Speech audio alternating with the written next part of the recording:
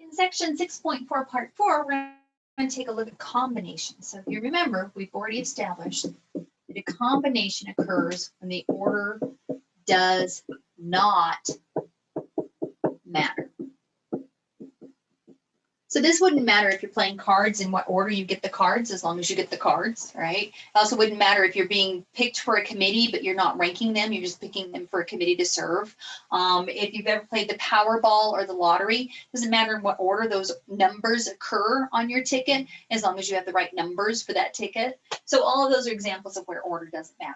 So because we saw in the beginning video that if we take out A, B, and BA and consider them the same, the number of combinations is smaller than the number of permutations.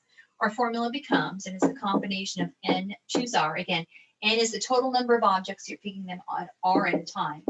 That's n factorial all over. You still have the n minus r factorial, but we're going to throw in an extra r factorial. This divides out those repeats that are occurring. So it should be a smaller number.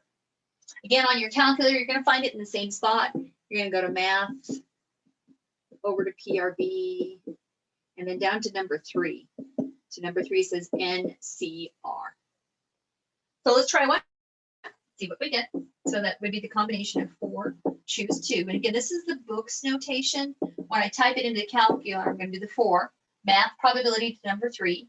I have an NCR, and then I'm going to type in the 2.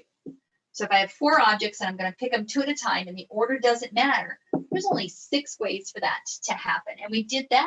Well, no, we didn't do that one. We did the combination 3, choose 2. Let's do the combination of 10, choose 8. So if I have 10 objects and I'm going to arrange them 8 at a time and the order they're in does not matter, that's only 45 possibilities. So much smaller than we saw with the permutations. Let's go ahead and do the combination of 12, choose 1. We're going to see again that that comes out to be just 12 ways. Again, if you have 12 to pick from and you're only picking one of them, there's only 12 ways to do that.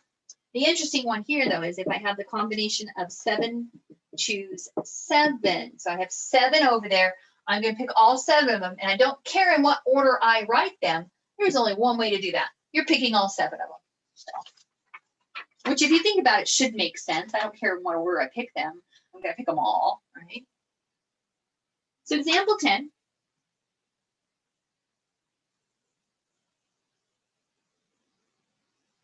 Gives us an example. It says how many ways are there to pick the 5 cards from a standard 52 card deck of cards? And we talked about what a deck of cards was the other day. So how many ways are there to pick 5 cards from a standard deck of 52? Order does not matter because I don't care if I get the ace first or last, I still get an ace. So we've got 52 cards, we're picking 5 of them. So standard 5 card hand, and that comes out to be 2,598,960. So 2,598,960. That's a lot of 5 card poker hands. Number 11 says the state lottery contains 20 numbers randomly mixed, and then 4 are selected. A person must pick all 4 numbers to win. How many different winning combinations are there? But it doesn't say they have to pick them in order, so order does not matter. So we're going to do the combination of 20, choose 4, and that comes out to be 4,845. Now, the state lottery here in Colorado has got like 60 numbered balls, I think, that you have to pick 6 from. So maybe it's 42 and you pick 6, something like that. But you're going to see that it's a combination. And if you do 42, choose 6, you'll figure out how many combinations there are, which is how they come up with the idea of odds. So number 12, given a club has 9 women and 4 men, we want to know in how many ways a committee of 3 women and 2 men can be chosen. So because we're picking the women from the women and the men from the men, we're going to do them separately. So we're going to do the combination of 9, choose 3 first. 9 women, choose 3. We're also going to do the combination of 4, choose 2. 4 men, picking 2 of those at a time. So 9, choose 3 comes out to be 84. 4, choose 2 comes out to be 6 as a combination. And again, they're not saying anything about ranking them or titling them, so it's a combination. And the question becomes, what do I put between these? Well, because each possibility for the women can be combined with each possibility for the men. This is our first task. This is our second task. This is the multiplication principle in effect. We're going to multiply them together because this can happen. And then for each of these 84 possibilities, each one of these 6 is possible. And that comes out to be 540. Okay, so now your job is going to be to decide which counting method to use. So ask yourself the following question. So is there a repeated object? So like tossing a dice or true false questions, you can have true multiple times. Those are repeated objects. So if so, then do not use a combination or a permutation. They do not work with repeated objects. Does order matter? If yes, it's a permutation. If no, it's a combination. So let's do 3 more examples in conclusion and see if you can decide which method you need to use to figure out the number of ways. So example 13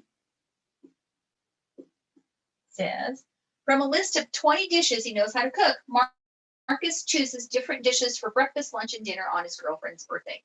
So does the order he's picking those menus matter? Well, we have breakfast for dinner at my house quite a bit, so it really doesn't matter whether he has the bologna sandwich for breakfast or the bologna sandwich for lunch. So the order does not matter. So order does not matter. So that would be the combination of 20 recipes. He's going to pick 3 of them. And if you do that, there are 1,140 ways that he could pick 3 menus for his or 3 recipes for his girlfriend's birthday. 14. Jeff looks over the novels on his bookshelf and lists his favorites ranked 1 through 5. So he looks over his books, ranks them. So because it says the word ranking, we know that order matters. And that's relying on that word ranking. So that would be the permutation of 5 books, picked 5 at a time. And 5 choose 5 comes out to be 100. And then finally, example 15. The lock on a storage facility is controlled by a keypad containing digits 0 through 8. How many 3-digit codes are possible if the digits can be repeated? So it says right on it, I can repeat my digits. That tells me this is just a straight multiplication principle problem. So I'm going to go back to my choice banks. And again, this is 0 through 8. So if you count that up, that's 1, 2, 3, 4, 5, 6, 7, 8 plus 0. There are 9 possibilities for the first one. And because we can repeat, there are 9 for the second one and 9 for the third one. So 9 to the 3rd power comes out to be 729 ways or possible 3-digit codes made from 0 through 8. Okay, that wraps up all of our counting techniques that we need. We're ready to start probability in chapter 7.